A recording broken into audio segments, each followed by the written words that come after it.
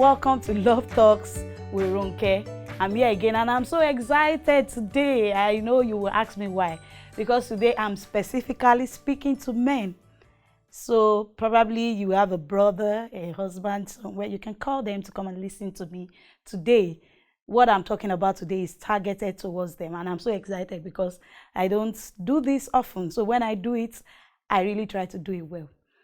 Okay, so what we're talking about is that you call yourself a man. You call yourself a man. You know, people like to boast about it, and you hear in marriages, a man will tell his wife, I am the man of this house. And in a relationship, the man is like, I'm the man, I'm the boss. Whatever I say happens. I'm not disputing that. Actually, I have a man in my own house too that is the man of the house.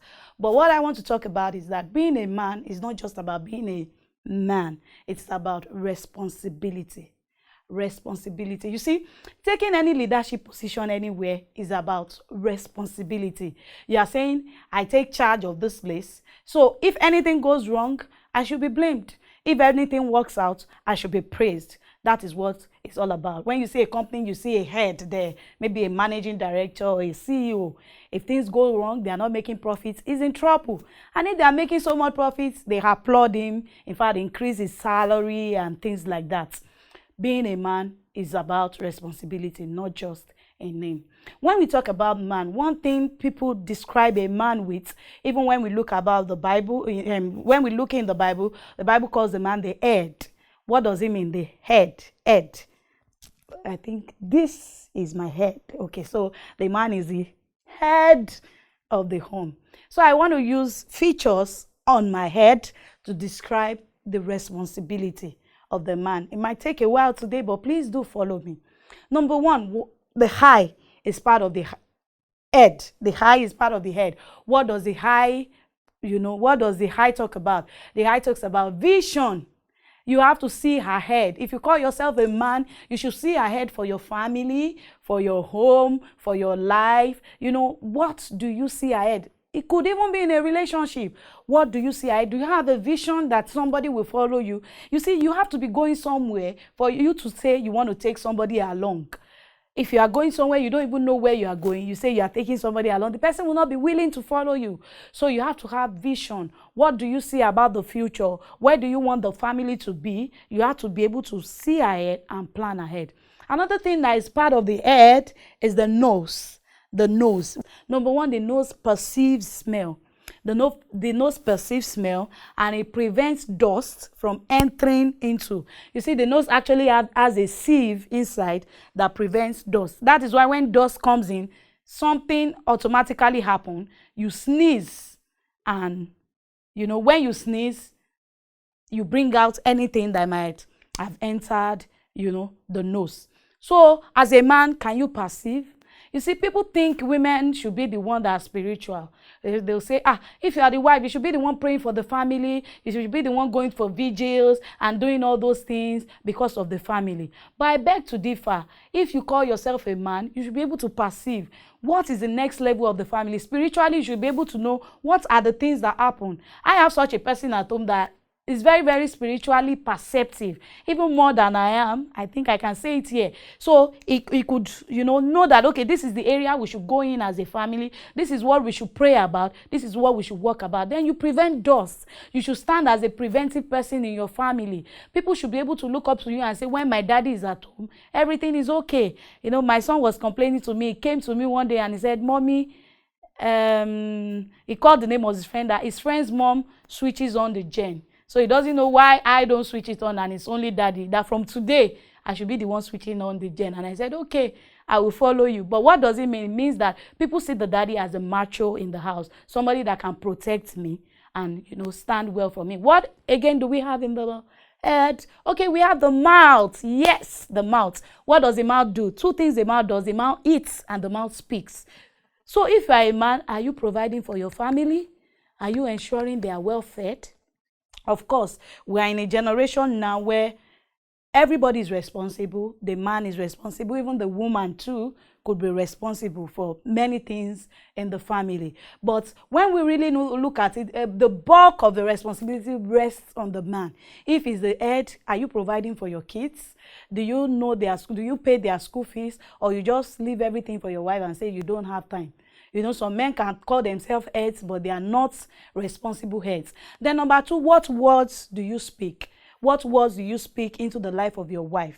Do you tell her you can never be anything good? Or do you encourage her and tell her that, you know, I believe in you, you can do it, you are okay? You should be able to speak positive words into her life. Another thing that is part of the head is the ear. Here, what do we use the ear for? We use it to listen. Most of the time, men don't listen to their wives.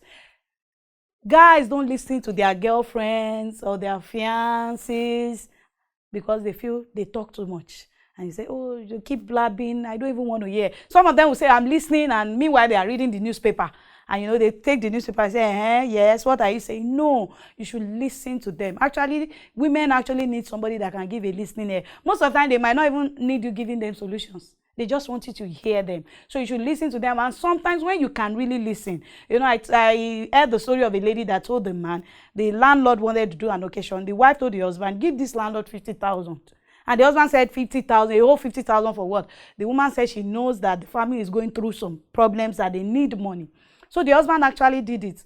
And you know what the landlord did? Some months after, he increased the salary, the house rent of everybody staying in that house by, I think, 70% or so, except that man that met him, that gave him 50,000 in the time of need. Why did that happen? The man was able to listen to the wife. Okay, the last thing I will talk about in the head, there are many things in the head, but the last thing I will talk about is the brain. The brain is part of the head.